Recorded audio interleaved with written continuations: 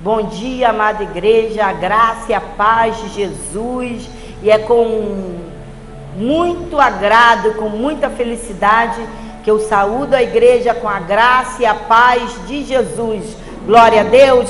Vamos dar um aplauso ao Deus Todo-Poderoso, o exaltado, glorificado, aquele que tem o governo de todas as coisas em suas mãos. Amém?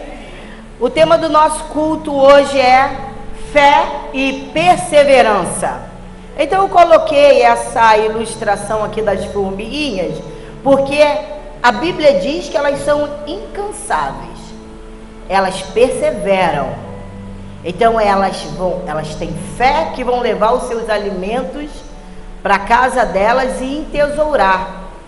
E elas são incansáveis, e elas são um exemplo na Bíblia Sagrada para nós. Então, fé e perseverança, Tiago 1, de 2 ao 4. Meus amados irmãos, considerai motivo de júbilo o fato de passardes por diversas provações, porquanto sabeis que a prova de vossa fé produz ainda mais perseverança, e a perseverança deve ter plena ação, a fim de que sejais aperfeiçoados e completos, sem que vos falte virtude alguma. Senhor, te glorificamos, te exaltamos, Senhor, e prestamos o nosso culto racional nesta manhã de domingo, o domingo da ressurreição. O Deus Todo-Poderoso está entre nós.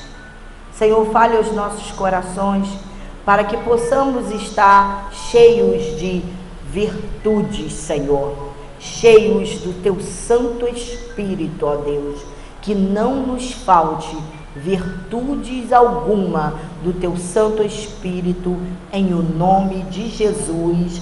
E toda a igreja diga amém, amém e amém. Perseverança é um termo bíblico usado para descrever o cristão que se mantém fiel e firme em meio à oposição, ataques e desânimos. E isso acontece com todo mundo. Nós somos atacados por desânimos, oposição, pessoas que se colocam diante de você, contra você. E muitas vezes você está na sua posição correta.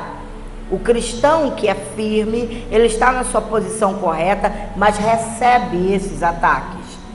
E a perseverança é para isso. Você tem que perseverar lutar contra o ataque, a oposição e o desânimo. Aqueles que olham firmemente para Jesus conseguem permanecer firmes diante das pressões da vida. Nós temos que ter uma classe de fé que coloque em nós essa persistência, perseverança, esta fé, genuína, que transporta os montes, que anda sobre as águas, que olha para o problema. Eu estou com medo do Jesus, mas a tua palavra diz que eu tenho que perseverar e crer no teu nome, porque todas as coisas cooperam para o meu bem. E isso vai me ensinar alguma coisa, e eu vou sair muito mais forte dessa situação. E um dos elementos da perseverança é a paciência. Muitos cristãos se perdem no meio da perseverança por falta de paciência. Porque você faz o quê? Começa a agir da sua forma, de forma errada. Então a capacidade de suportar a adversidade com calma e sem querer se queixar. Nós temos o péssimo hábito de nos queixarmos sempre, sempre, sempre. Nada tá bom, nada tá bom. Você trabalhou a vida toda para ter aquele emprego, a vida inteira. Eu quero, eu vou conquistar. Você conquistou. Lá pelas tantas, você já não está mais satisfeito com o seu emprego. Você já se acha o sofredor. Mas você pediu a Deus e Ele te abençoou. Então por que se queixa? Por que se lamenta? Se o Deus Todo-Poderoso está com as suas mãos sobre você, sobre a tua vida, provendo tudo em teu favor. Se quer outras coisas, peça a Deus e Ele te dará, mas não reclame, porque o povo de Israel murmurou e por conta da sua murmuração não entrou na terra prometida. Nós, os cristãos, temos que ser habilitados pelo Espírito Santo no meio da luta. Você, para tirar a tua carta de habilitação, você tem que fazer vários testes, várias provas, para você poder passar. A vida no Espírito não é diferente. Não é diferente. Nós temos que lutar contra a adversidade. Nossa, hoje eu tenho um emprego bacana. Ou eu não tenho emprego, mas eu luto para ter. Nós temos amados aqui dentro que ficou muitos anos desempregado. E hoje está empregado, dizimista fiel, grato a Deus pela sua provisão na sua vida, da sua família, da sua casa. Não murmure.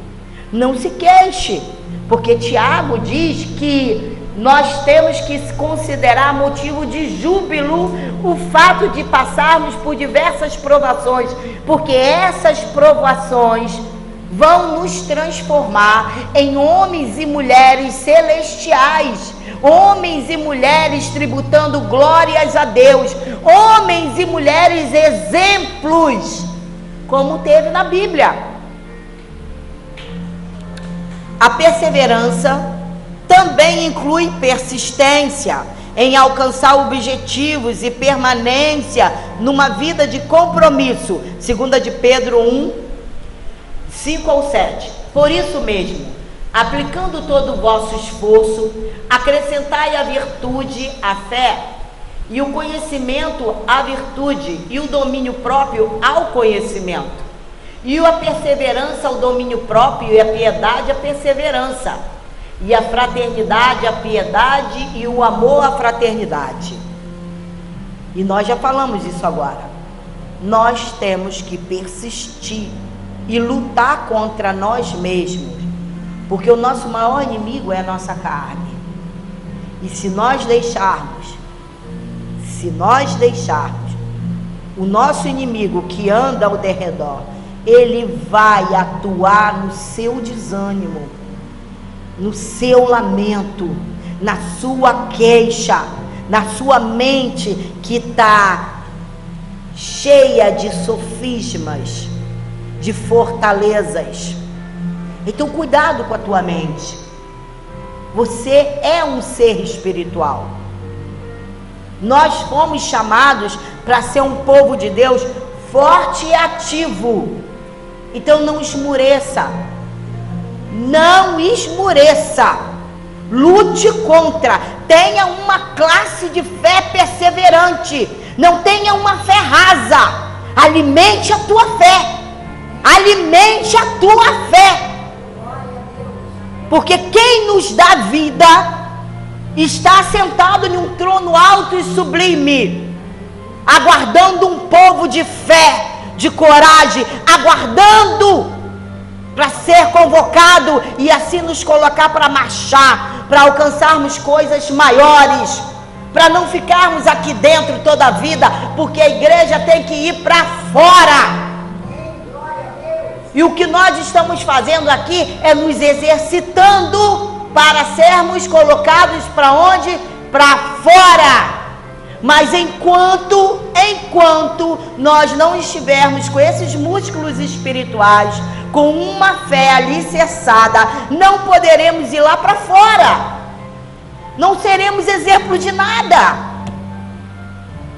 Nós temos que ser exemplo cristão de persistência, de fé, de coragem, para falar, ó, tá vendo aquele ali? Ali vai um verdadeiro filho de Deus. É assim que funciona. Você não foi chamado só para se preocupar com o seu umbigo, nem para ter uma despensa cheia, não. Você tem, porque isso é promessa. Isso se cumpre na vida dos fiéis. Despensa cheia, ausência de necessidade. Mas nós não fomos levantados para Deus só para isso. Nós fomos levantados por Deus para fazer a diferença, para ser luz do mundo e sal da terra. Então qual é o seu exemplo? Qual é o seu testemunho? Por causa do seu testemunho, pessoas nascem de novo. Por causa do seu testemunho, pessoas encontram vida e alegria para viver. Mas também, por causa do seu testemunho, pessoas morrem todos os dias. Porque vai dizer, ser crente como ele, eu não quero ser. Conclusão, por tua causa, pessoas estão morrendo. Então pense bem, quem é crente? Um trambiqueiro. Crente maltrata a família. Crente, eu não quero ser crente. Aí vira alguém lá do mundo das trevas e fala, sou muito mais crente do que ele. Satanás zomba da cara desses pseudos crentes. Nós temos que provocar vida e não morte. Amém? Os cristãos devem perseverar na oração. Efésios 6:8. Certo de que cada um, seja escravo, seja livre, receberá do Senhor a recompensa por todo o bem que fizer. E na fé, Hebreus 12, de 1 a 2. Portanto, também nós, considerando que estamos rodeados de tão grande nuvem de testemunhas, olha aí, as testemunhas, desembaracemo-nos de tudo que nos atrapalha e do pecado que nos envolve, e corramos com perseverança a corrida que nos está proposta, olhando fixamente para o autor e consumador da fé, Jesus, o qual, por causa do júbilo que lhe fora proposto, suportou a cruz, desprezando a vergonha, e assentou-se à direita do trono de Deus. Na obediência, Apocalipse 14:12. Aqui está a perseverança dos santos, aqueles que obedecem aos mandamentos de Deus e permanecem fiéis a Jesus. E no serviço, 1 de Coríntios 15:58, portanto, meus amados irmãos, permanecei firmes e que absolutamente nada vos abale. Dedicai-vos dia após dia à obra do Senhor, plenamente conscientes de que no Senhor todo o vosso trabalho jamais será improdutivo. Tudo que você fizer na obra de Deus, para Deus, terá um bom proveito, não será improdutivo. Muito pelo contrário. O seu trabalho no Senhor será transformado em júbilo, tributará glórias a Deus. Então, ao se dedicarem dia após dia a uma vida piedosa, os cristãos são recompensados copiosamente pelo Senhor com a dádiva eterna do fruto do Espírito. Nós temos muitos exemplos da Bíblia, mas nós vamos chegar lá. Frutos do Espírito é muito importante, é essencial na vida do cristão. E eu não quero saber, e eu espero que nem você, que se fulano lá não é assim, mas se dá bem. Ciclano, nossa, tem uma vida lá que não tem nada, diz que é crente, mas olha, as fotos no Facebook é só de viagem, é só alegria, nossa, é só festa, tudo mentira. Tudo mentira.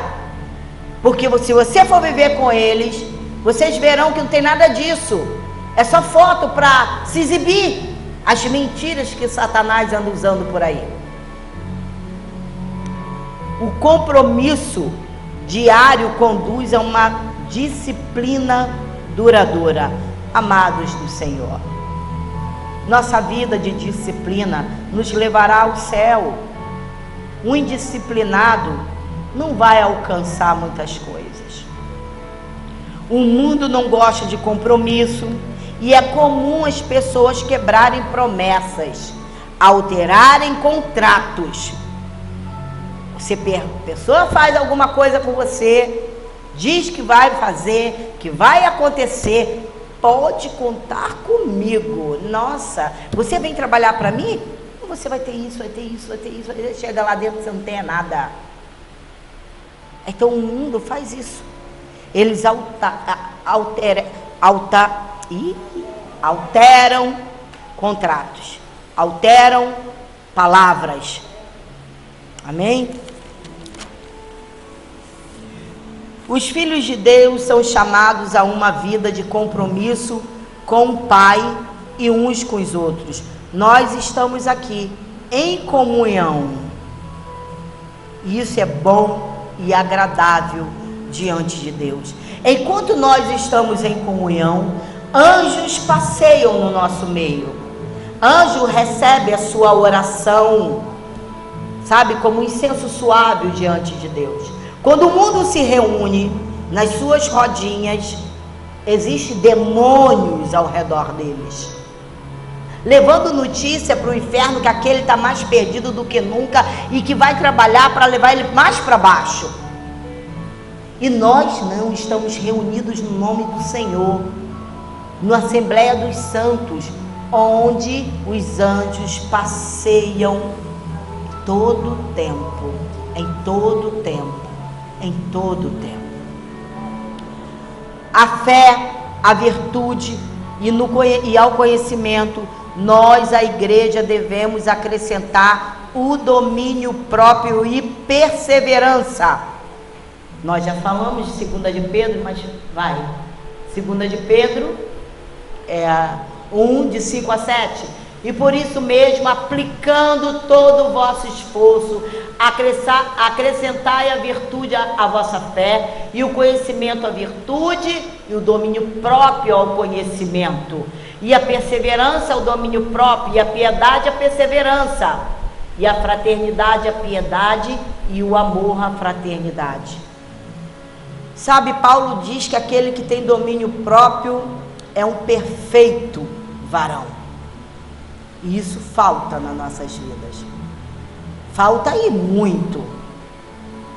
E como a palavra de Deus promete, todos que suportam a adversidade e perseveram em vencer o mal, serão grandemente recompensados com bênçãos do Senhor, tanto agora quanto na eternidade.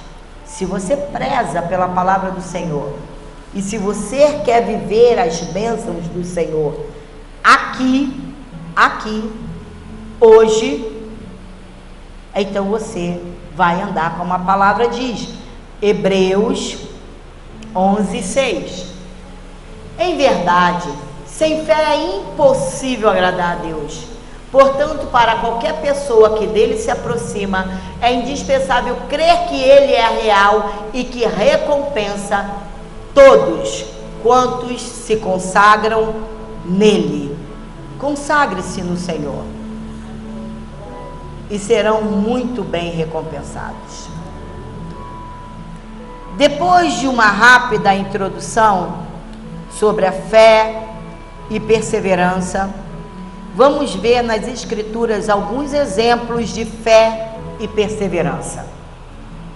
Nós temos que mostrar os exemplos para isso nos fortalecer a nossa caminhada com Jesus.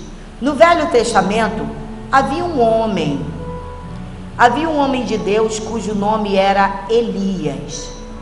Eu não coloquei os versículos porque são grandes, que é 1 de Reis, de 17, de 1 a 24, quem quiser ler, e eu te aconselho a ler, 1 de Reis 17, de 1 a 24. O profeta Elias, ele foi um homem poderosamente usado por Deus. Exerceu seu ministério no período mais sombrio da história de Israel. Mas ele foi obediente, ele atendeu. Corajosamente ele confrontou o rei Acabe, os profetas de Baal e o povo apóstata de Israel. E sua vida pode ser resumida em 7 estágios. Primeiro, Elias no palácio confrontando o rei. Ele foi confrontar o rei. Elias, sendo um homem desconhecido, de uma família desconhecida, o rei deve ter imaginado assim: o que eu tenho contigo? Quem és tu? Qual é o seu currículo, a sua patente? Não te conheço, não conheço você como nada. Sabe que eu já ouvi isso? Alguém solicitou a minha visita, cheguei lá e falou assim: não te conheço como nada. Tá lembrado, Patrícia? Falou isso para mim. A mulher cheia de demônios olhou para mim e falou assim: pastora, não te conheço como nada. Eu falei: na mesma hora a mulher saiu estribuchando no chão, cheia de demônios. Ela tinha que dizer que não me conhecia como nada. Então, com Elias não foi diferente. Ele chegou para o rei, né, de uma família desconhecida, e começa o seu ministério pregando para o rei, né, ao palácio do rei, trazendo uma mensagem de juízo. Olha que ele não foi lá pregar boas novas para o rei Acabe. Ele foi, no primeiro dia do ministério dele, pregar juízo da parte de Deus. Olha que audácia! Mas ele foi enviado de Deus. Elias entrega uma poderosa mensagem nas altas cortes de Israel, com o propósito de quê? De desbancar a credibilidade de Baal, o deus cananeu, que estava sendo adorado pelo rei e os seus súditos. Então, um outro estágio da vida dele, Elias ficou no deserto sendo tratado por Deus. Depois que Elias anuncia o juízo de Deus sobre Israel, uma severa seca de 3 anos e meio, Deus o enviou ao deserto, onde o sustenta milagrosamente. Aí, o deserto está difícil na tua vida? Está ruim? Mas Deus está tratando de você no deserto e está te sustentando milagrosamente. E você pode não entender isso, mas Ele está te sustentando milagrosamente nesse deserto que você diz que é um deserto que você está passando, mas a boa mão do Senhor está ali com você. O deserto não foi um acidente de percurso na vida de Elias, mas ele estava na agenda de Deus. Nada é por acaso. Tudo que você passa na vida está na agenda de Deus. E Ele vai te tratar no meio desse deserto. Ele vai cuidar do seu caráter, da sua integridade, da tua maneira de viver. Se está errada, Ele vai mudar. Ele vai mudar. E não adianta espernear, não adianta gritar, não adianta murmurar, porque você vai murmurar e vai voltar para o final da fila para ser tratado tudo de novo e não vai sair desse deserto. Você não vai sair, o seu deserto não vai florescer, não haverá uma fonte de água, um oásis ali para de vez em quando você vai ficar no deserto, até aprender, até ser Cristo formado na sua vida. No deserto, Deus tratou com ele antes de usá-lo. Deus está mais interessado em quem nós somos do que o que fazemos. Ele precisa nos usar. nós fomos postos por ele na terra para ser luzeiro do mundo e para pregar o evangelho. Então, vida com Deus precede trabalho para Deus. Também no deserto, Elias aprendeu a depender mais do provedor do que da provisão. Ele lá no deserto não tinha nada para comer, mas ele aprendeu a depender dele e não da provisão ali na tua cara, ali o armário cheio. Agora eu estou bem, está tudo cheio, tenho ampla suficiência. Então você está apegado naquilo ali. Mas quando Deus coloca no deserto, é para você aprender a ser dependente somente dele. E aí ele traz a provisão. Nós temos vários exemplos disso aqui. Vários. De gente que fica pensando no amanhã e de repente questiona com Deus como vai ser, como vai ser. E de repente, milagrosamente, Deus envia a provisão. Três, Elias na fornalha sendo moldado por Deus. Deus ordenou a Elias sair do deserto para ir para Sarepta, a fim de ser sustentado por uma mulher viúva que estava prestes a morrer de fome. Olha só que controvérsia. Deus manda Elias para a casa de uma viúva que também não tinha nada para comer. E ele diz: lá ela vai te sustentar. Mas meu Deus, como que uma mulher que está prestes para morrer também com fome vai sustentar o profeta? Mas Deus mandou. Então a palavra Sarepta significa fornalha, cadinho. E o fogo de Deus, entretanto, não nos destrói, apenas nos purifica. Na fornalha de Deus, somos forjados antes de ser usado por Ele. Ele forja o nosso caráter. Ele nos purifica como um ouro refinado. Olha, como é que eu vou para a casa de alguém que não tem nada? Como é que ela vai me sustentar se ela não pode nem mesmo sustentá-la? Mas Deus enviou. Deixa eu lhe dizer algo.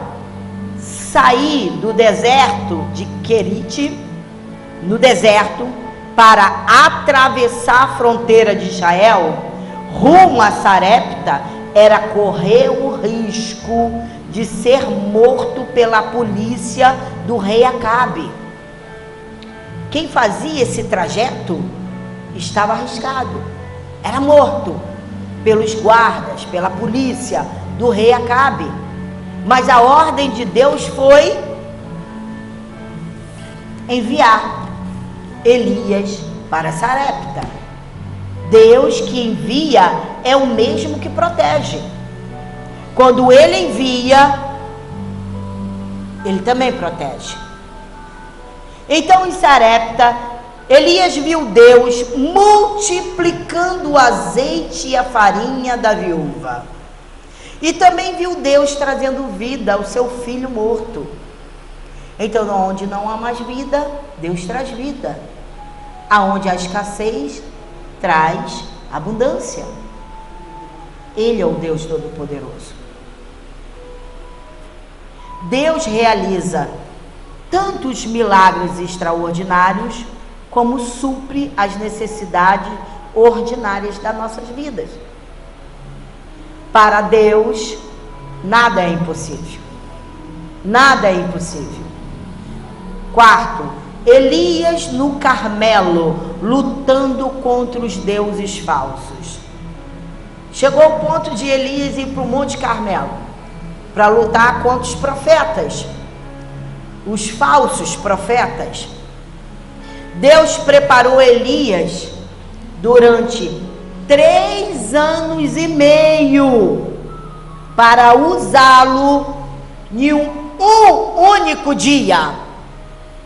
Então você pensa que você está sendo tratado por Deus para ser usado, nossa, a vida inteira? Não, muitas vezes Ele te usa durante um tempão, cuida de você um tempão, para você ser usado por Ele um único dia. Então isso quer dizer o quê? Quer dizer que a nossa vida é tratada todos os dias. Nós somos exercitados pelo Espírito todos os dias, caráter forjado, para um dia após o outro você ser usado em alguma situação diferente. Quarto, Elias no Carmelo. Já foi, né? Ali Elias confrontou Acabe, o rei de Israel, chamando-o de perturbador. Olha a audácia. Também confrontou o povo que cocheava entre dois pensamentos. Isso tem demais na igreja de Jesus. Um dia eu sou de Deus, eba, outro dia eu sou do mundo. Um dia eu falo coisas santas, falo segundo os oráculos de Deus, falo com salmos, e no outro dia eu falo cheio de palavrão e amaldiçoando todo mundo que está no nosso redor.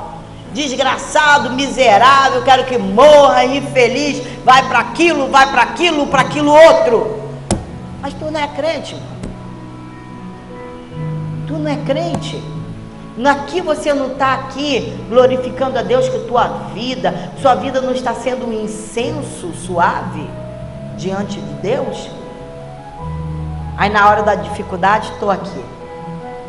Se morrer não faz falta na terra, vai que o diabo leve. Não dá para ter caráter forjado dessa maneira. Espera aí que eu vou tramar alguma coisa aqui na minha cabeça, que eu vou fazer o meu desejo fluir. Ai meu Deus, vai ser decepcionado contigo mesmo. Aí você vai botar a culpa em Deus. Por que Deus? É bem assim, é desse jeito. Ou você está na dependência do Todo-Poderoso, ou você está na dependência dos teus pensamentos e do teu braço. Também confrontou o povo que cocheava entre dois pensamentos. Por fim, confrontou os profetas de Baal, chamando-os para um desafio. O mesmo Elias que havia orado para Deus reter as chuvas, agora ele ora para Deus enviar fogo e provar que somente o Senhor é Deus. Olha a audácia, olha que fé de Elias, sem ver nada, mas ele acreditava que ele falava e que o Senhor o ouvia, e que a vida dele, ilibada com Deus, lhe dava crédito de ouvir a voz de Deus no momento que ele clamava. 5. Elias no topo da montanha lutando com o Deus verdadeiro. Depois que Elias triunfa sobre os profetas de Baal, tirando-os do caminho, ele sobe para o alto do monte e ali, com o rosto em terra, luta com Deus, clamando pelas chuvas restauradoras. Elias ora com humildade, intensidade, perseverança, e as torrentes abençoadoras caem sobre a terra seca para engrinaldá-la de flores e frutos. Amados, nós temos que ser perseverantes na oração, porque Elias subiu e ele falou: Senhor, chega de seca, envia chuva. E ele orou com fé, com persistência, e a chuva não vinha, e ele continuou orando. E ele disse para o moço: o que você vê lá? Olha, o céu está limpo, não tem nuvem nenhuma. E voltava ele a orar. E o que você lá? Nada. Então, lá pelas tantas, pela 7ª vez, o que você vê lá? Eu vejo uma nuvem do tamanho da mão de um homem. Aquele ali foi um sinal para Elias. Uma nuvem do tamanho da mão de um homem. Será que seria sinal de abundante chuva? Mas Elias entendeu isso e falou: vai lá e desce, e diga ao rei, aparelhe o seu carro, porque vem grande bonança de chuva por aí. Então foram chuvas abençoadoras sobre a face da terra. Então quando você orar, quando você persistir na sua oração, que você vê um trilhozinho, algo que poderia ser mais significativo, mas nada, olha, é sinal da bênção de Deus na tua vida. Não receba isso com espírito de incredulidade.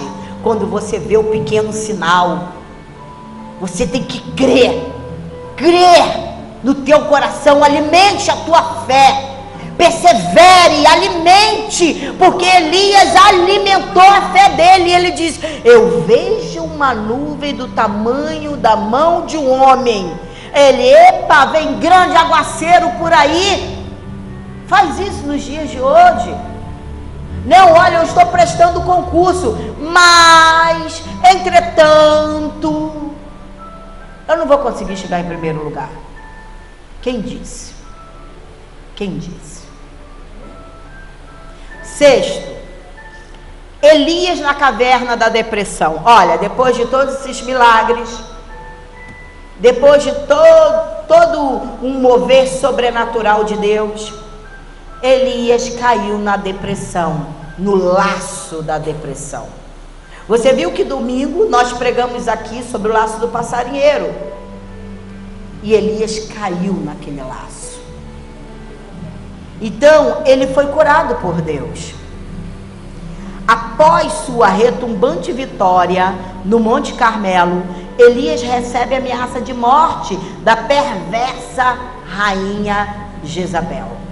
Às vezes você confronta algo muito grande e aí você se acomoda. Aí vem o espírito de Jezabel, sutilmente te desvia os caminhos, desvia a tua vida com Deus, e você entra em um processo de depressão, esquecendo de quem é Deus na tua vida, de quantos livramentos de morte você já teve, de como Ele te sustentou pela mão e não deixou você perder a sua vida. E aí você cai em depressão, desviou o seu olhar do Todo-Poderoso. Ele teme, foge, se esconde em uma caverna depressivo e desejando a morte. Não é diferente conosco hoje. Não é diferente. Elias fraquejou ao desviar os olhos de Deus para as circunstâncias. Elias desejou a morte quando imaginou que não havia mais perspectiva de futuro. Deus, porém, tratou de Elias, alimentou-o, colocou-o para dormir e ainda ordenando-lhe sair da caverna para o exercício do ministério estratégico. Saia da caverna, irmão. Saiam da caverna, porque Deus tem um ministério para a tua vida. Então saia dessa depressão, lute contra o espírito de Jezabel, esse espírito que te arrasta para as profundezas do inferno. Tira isso da tua vida, lança fora todo medo, reaja com um ímpeto de vitória na tua vida. Afinal de contas, você não serve um deusinho qualquer. Você não serve os profetas de Baal. Você serve a um Deus Todo-Poderoso, que a palavra diz que não dormita o guarda de Israel. Alimente a tua fé. Levanta desse sono espiritual. Desperta tu que dormes, e Cristo te iluminará. Amém? Não podemos mais ficar cocheando entre dois pensamentos. Um dia Deus é maravilhoso. Nossa, que glória, que vitória. Ai, eu consegui. Nossa, ganhei aquela causa. No outro dia, Deus não me abandonou. Estou sem dinheiro. Porque a igreja contemporânea só pensa em dinheiro. Né? Porque foi ensinado aí um evangelho de prosperidade, que a prosperidade só é deles. Para a igreja não tem. Então a igreja agora ficou viciada, porque a palavra é essa. Maus hábitos de querer de Deus só dinheiro, dinheiro, dinheiro. Deleite. Quero uma vida de deleite. Não é pecado ter vida de deleite. Porém, Deus tem que ser o teu provedor e a tua vida tem que estar dependendo do provedor e se alegrar, porque os propósitos dele serão cumpridos na tua vida. E se você teimar, se não se for cumprido na tua vida, será dos seus descendentes, e você não verá a glória de Deus. Que de Deus não se zomba, nem brinca, porque ele é o dono do ouro e da prata, e de tudo que há nos céus e na terra pertence a ele.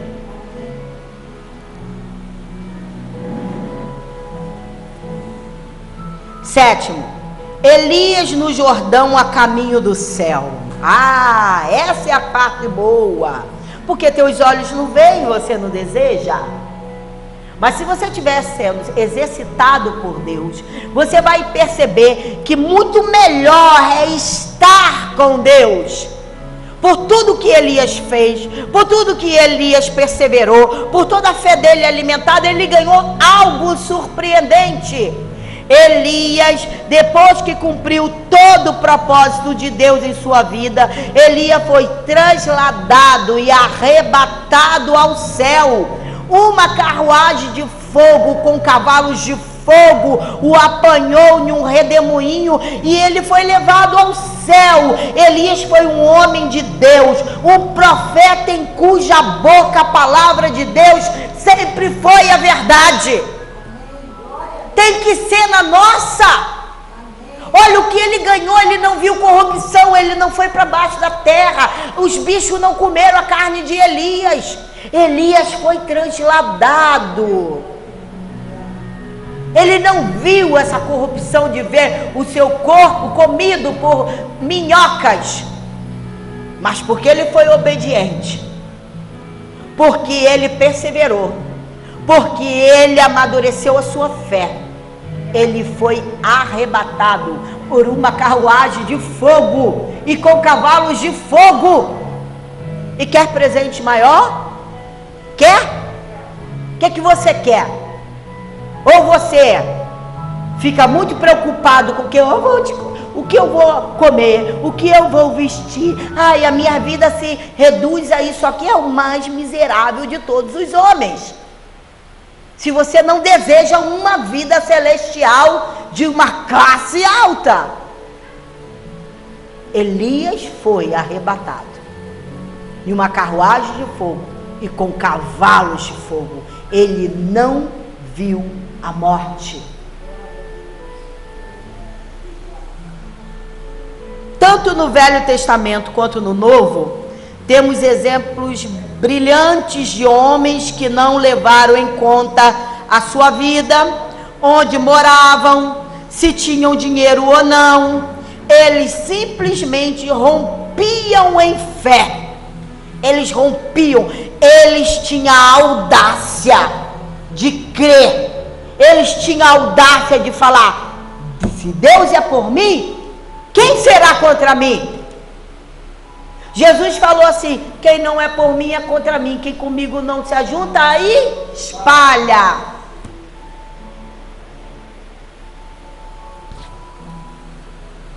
A exemplo disso, no Novo Testamento, temos o apóstolo Paulo, um missionário.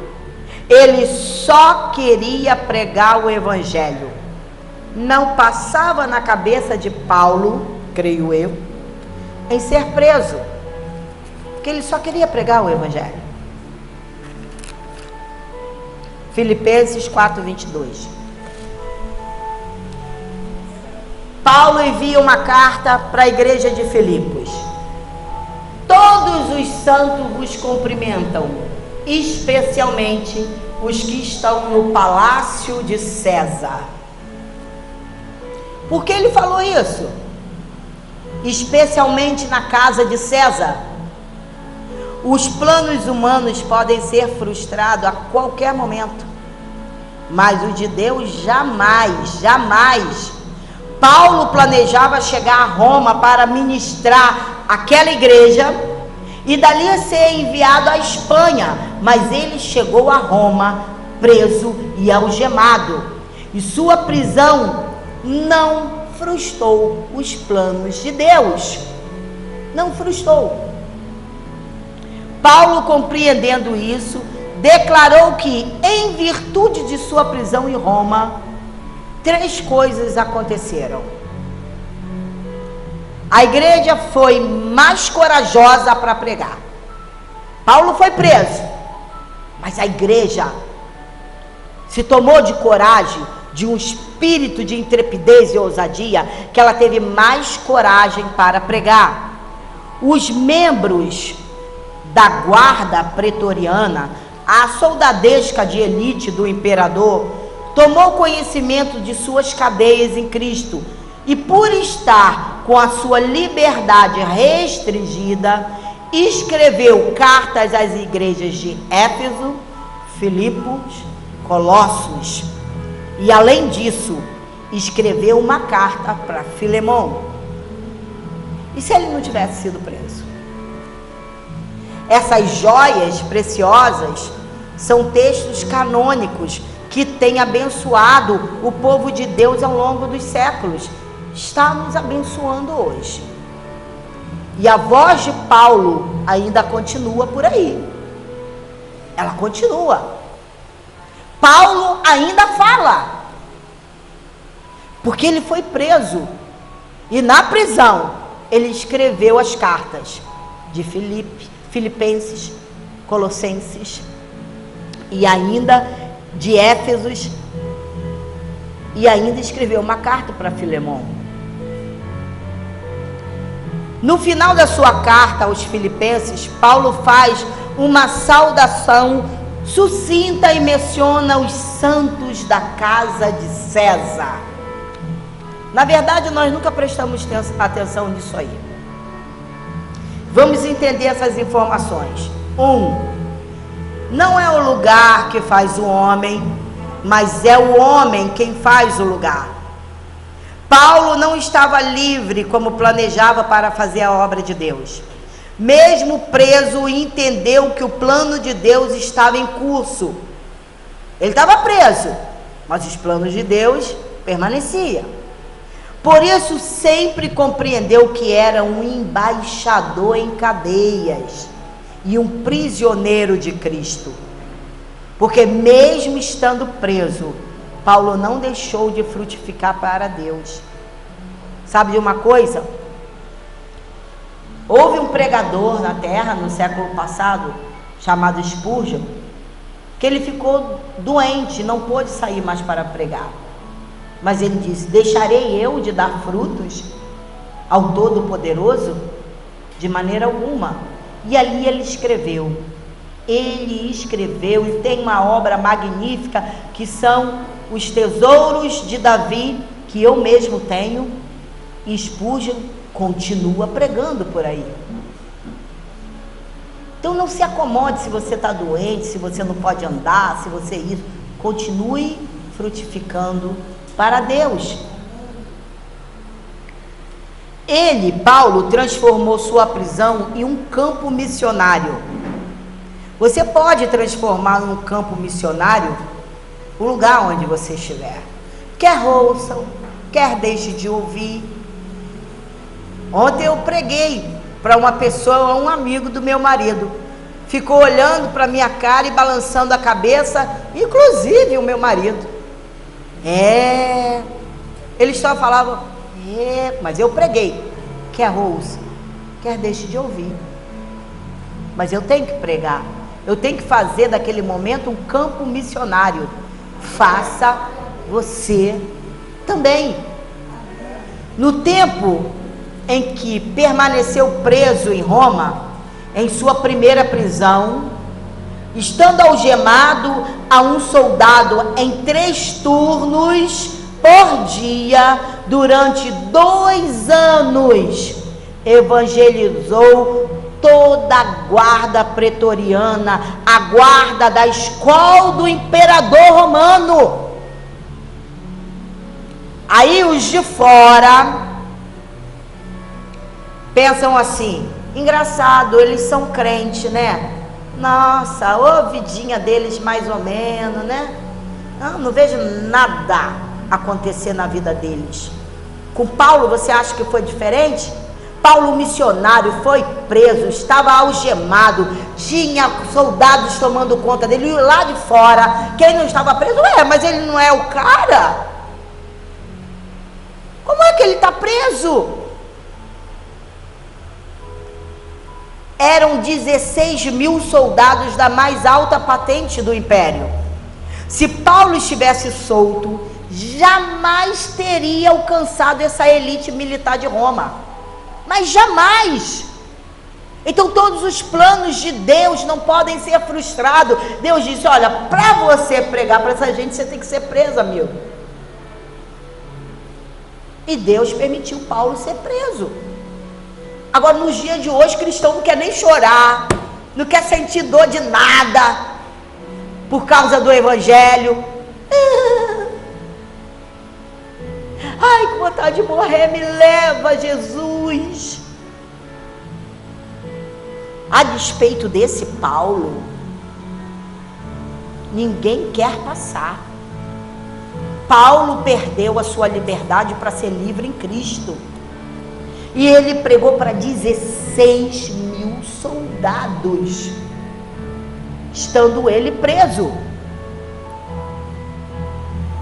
Longe do velho apóstolo ficar amargurado com circunstâncias carrancudas, transformou-a em uma promissora oportunidade para proclamar o evangelho, mesmo entre algemas.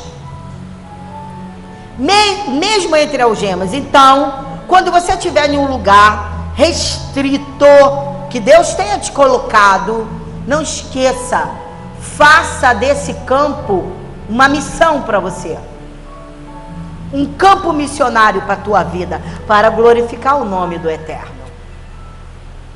Porque que te adianta ganhar o mundo?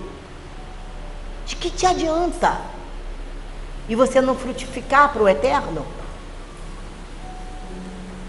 2, nenhum lugar ou pessoa está fora do alcance da graça de Deus. Então, olha, se você olhar para uma pessoa e falar: não tem jeito, está no fundo do poço, está no lamaçal, perdeu as esperanças, não, vai morrer, vai perder a vida, vai para o inferno. Amados, não existe pessoas fora do alcance do Senhor,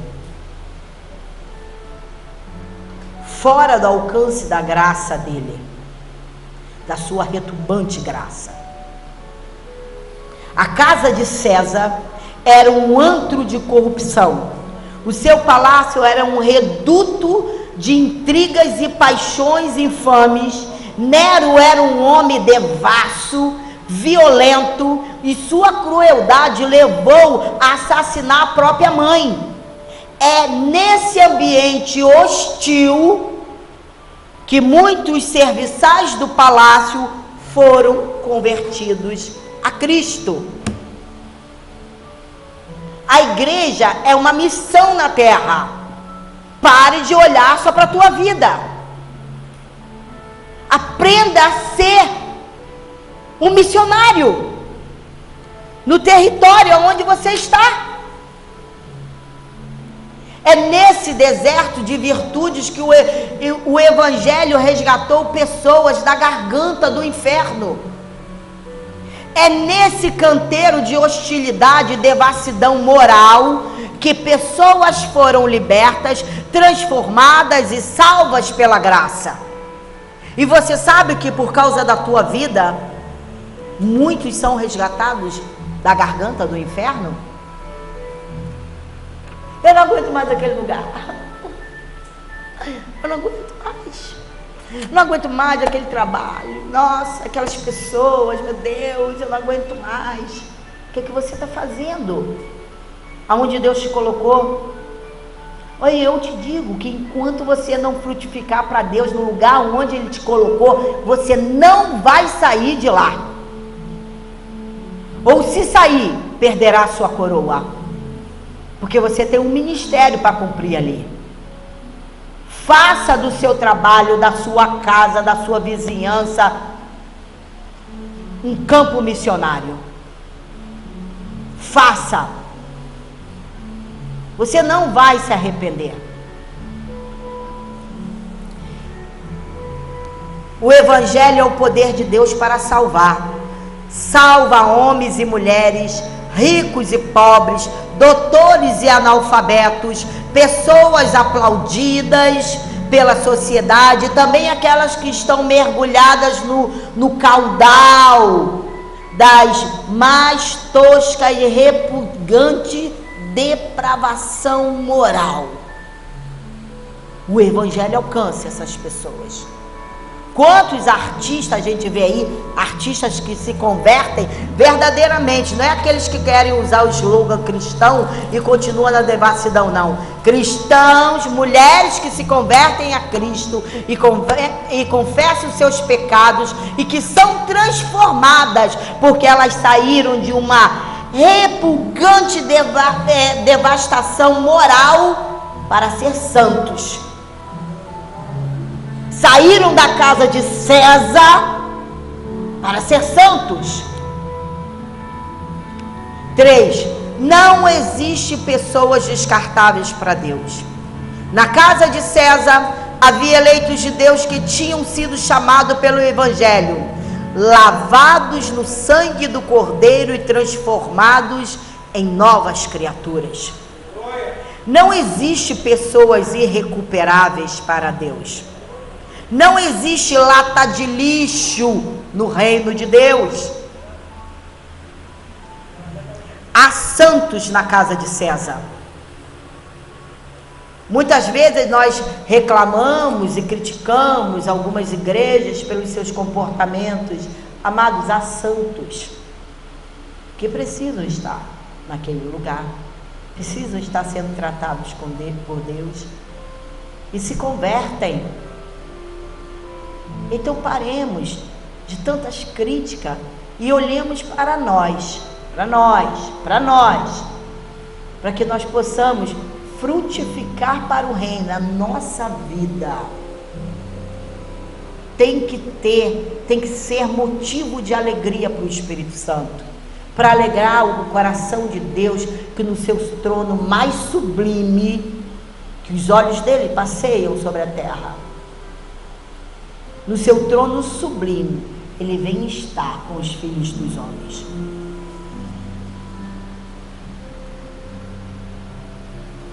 Não existe pessoas irrecuperáveis. Não existe lata de lixo no reino de Deus. Há santos na casa de César. Há convertidos a Cristo nos lugares mais improváveis da terra. A palavra de Deus é poderosa para vencer as maiores barreiras geográficas, linguísticas, culturais e raciais. O poder do Evangelho vai além das probabilidades humanas. 4. Aqueles que são salvos por Cristo, permanece a única igreja verdadeira.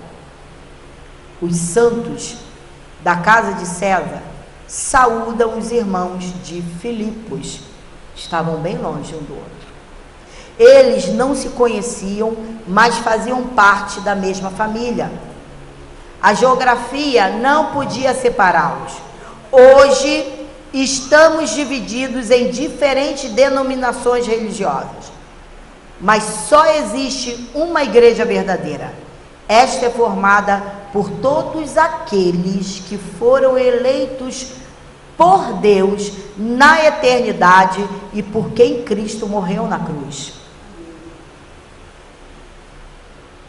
Que foram chamados pelo Santo Evangelho, creram no nome do unigênito Filho de Deus e foram selados com o Espírito Santo da promessa. Portanto, alimente a sua fé com a palavra de Deus. Persevere, não importa em que circunstância você está vivendo, tudo tem um propósito. Os planos de Deus não são alterados pela situação que vivemos.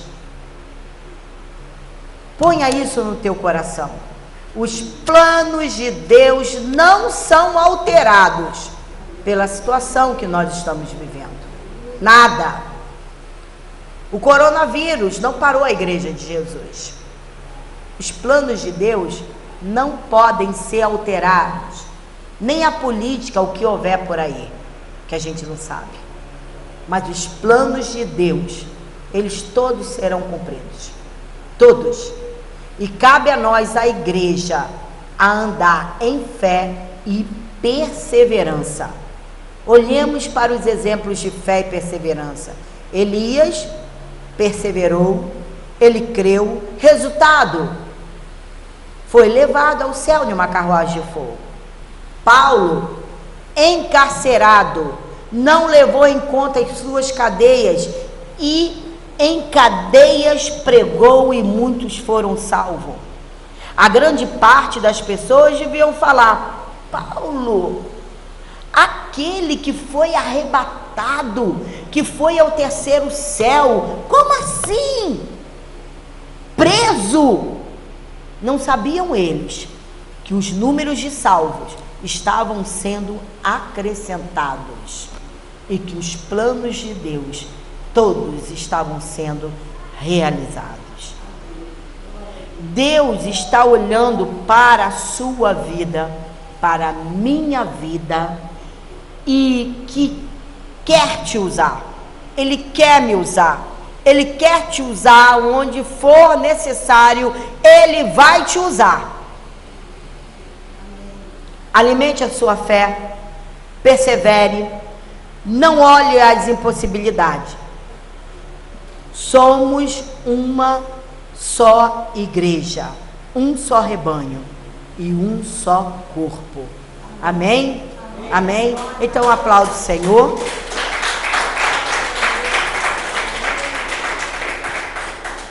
Feche seus olhos.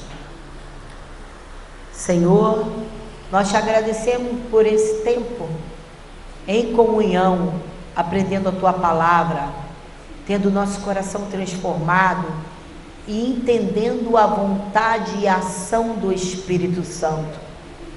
Que cada um de nós, nesta manhã, Pai, possamos sair daqui coroados da tua graça, da tua retumbante graça, para romper em fé e prosperar e dar muitos frutos no teu reino, Jesus, para a tua glória e para o teu louvor.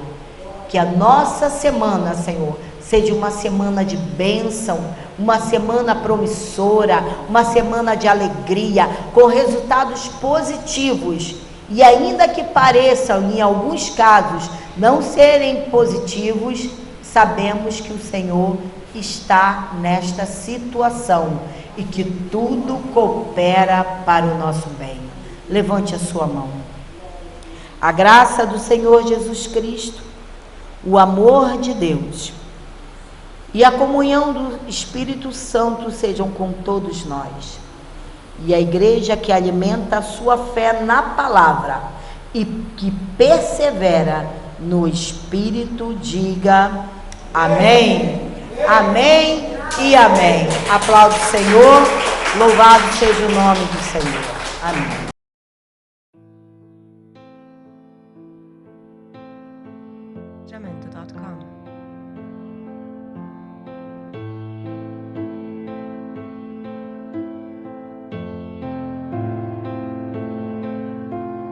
Santo è il Signore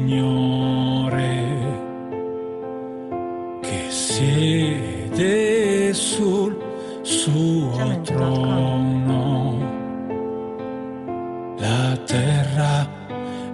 piena della sua gloria. La terra è piena della sua gloria.